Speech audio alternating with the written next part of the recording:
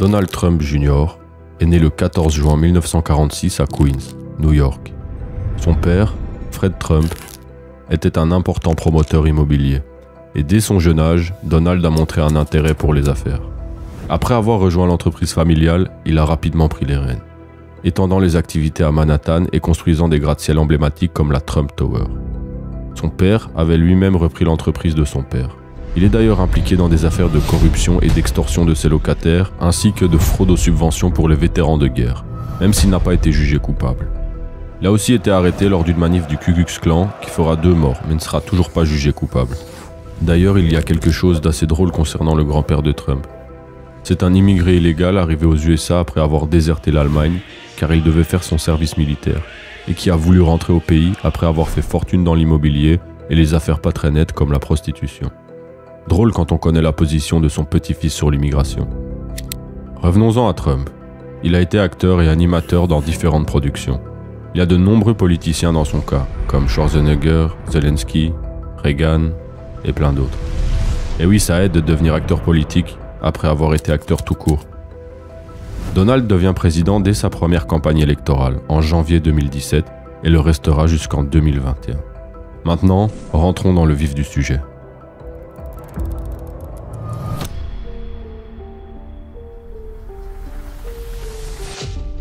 Trump s'est toujours présenté comme l'homme qui allait assécher le marais, c'est-à-dire anéantir le Deep State. Ceux qui ne connaissent pas, je vous invite à vous renseigner car expliquer ici serait trop long. Mais en bref, ce sont les gens qui dirigent réellement le pays. En résumé, il a promis qu'il allait stopper la corruption d'État aux USA. Celle qui permet de tuer les gens avec de l'Oxycontin ou d'envoyer 4 milliards de dollars en Israël chaque année. Donc maintenant, analysons ce qu'il a fait durant son mandat et ses affiliations. On commence avec le plus connu de tous, la grande star, Jeffrey Epstein.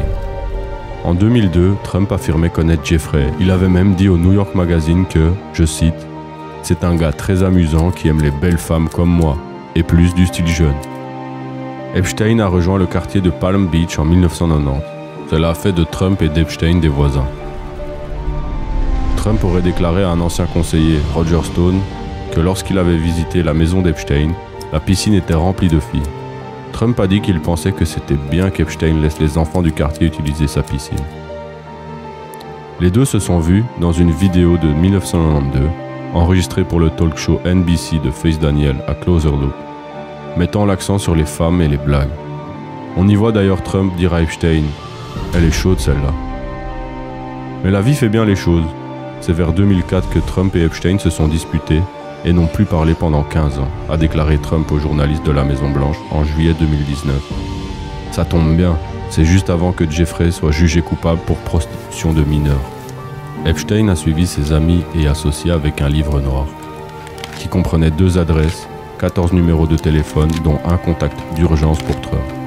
Lorsque Gawker a interrogé Trump sur son nom apparaissant en 2015, un porte-parole a déclaré qu'il ne se connaissait que parce que Trump possédait le club le plus chaud et le plus luxueux de Palm Beach. Et Epstein y allait de temps en temps. Notez qu'il avait dit qu'ils ne se parlaient plus depuis 2004. Trump a choisi comme secrétaire au travail M. Acosta, homme qui avait signé un accord secret avec Epstein lorsqu'il était procureur et que Jeffrey était sous une poursuite fédérale. M. Acosta a démissionné en 2019 car cela faisait trop polémique. Après l'arrestation d'Epstein, Trump déclara qu'il n'était pas fan de lui. En passant, je vous invite à regarder les détails de la mort d'Epstein. Maintenant, nous allons voir que Trump s'est entouré de pédophiles et de gens qui représentent totalement le Deep State. Pour débuter, nous avons William Barr, procureur général de la justice sous George Bush, puis remis par Trump, ça en dit long.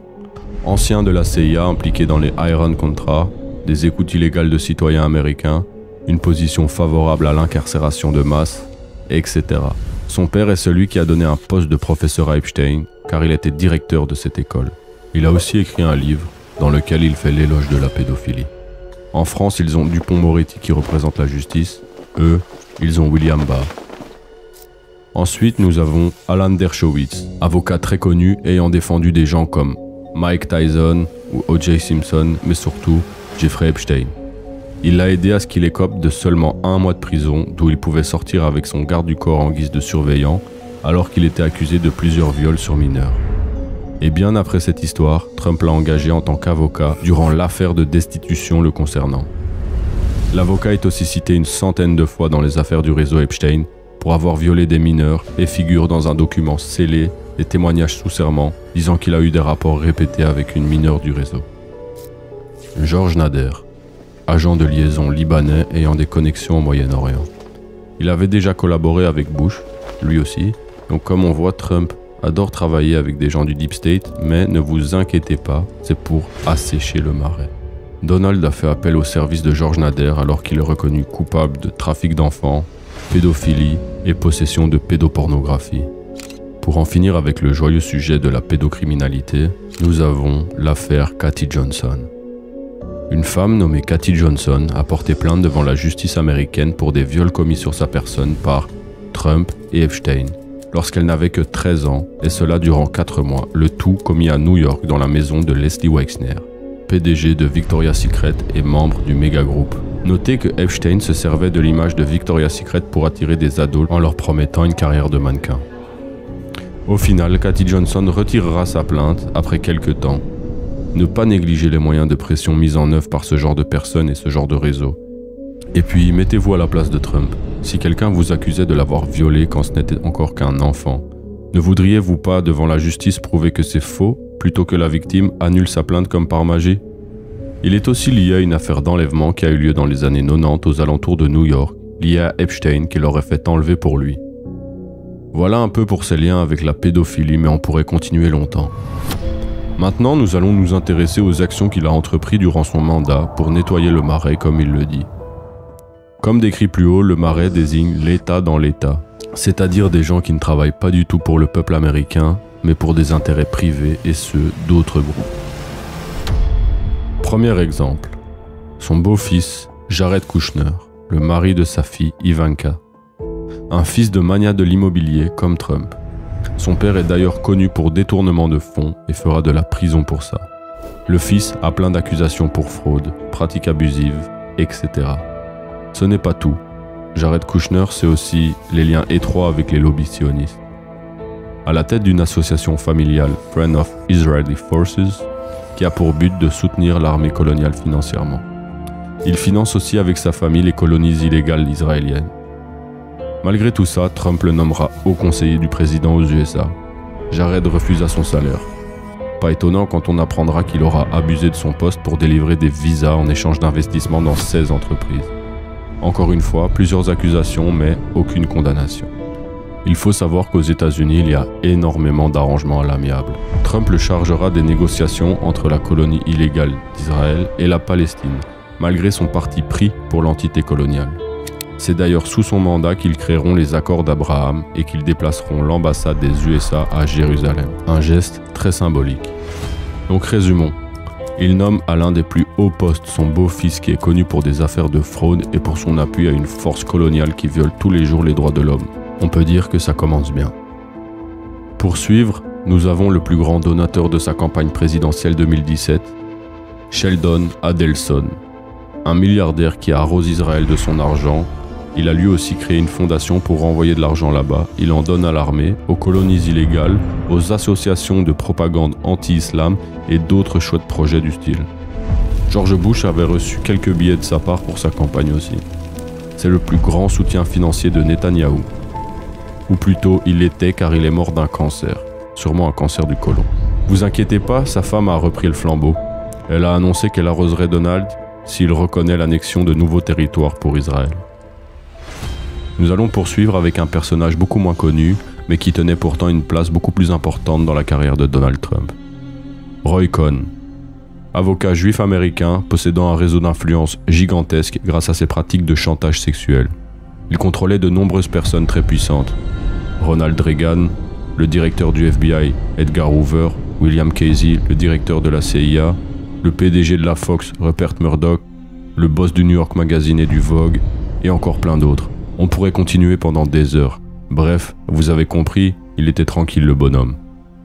Trump était son petit protégé, et lui a d'ailleurs présenté son futur directeur de campagne, Paul Manafort. Directeur de campagne qui est un poste très important. Roy Cohn pistonna aussi la sœur de Trump au poste de juge fédéral. Trump l'appellera alors pour le remercier après ça. À son départ, Epstein prit la place de Roy Cohn. Si cela vous intéresse, renseignez-vous sur le méga groupe et le beau-père de Epstein, agent du Mossad, Robert Maxwell. Mais qu'est-ce que c'est que ça? Vous vous souvenez de la pandémie de rhume qu'on a eue en 2020? Eh bien, rappelez-vous du remède dont on entend parler pour tous ses bienfaits. Oui, je parle de la fameuse piqûre miracle. Eh bien, Trump, lui, a carrément donné les rênes au département de la Défense, donc l'armée, pour s'occuper de soigner tout le monde du vilain rhume.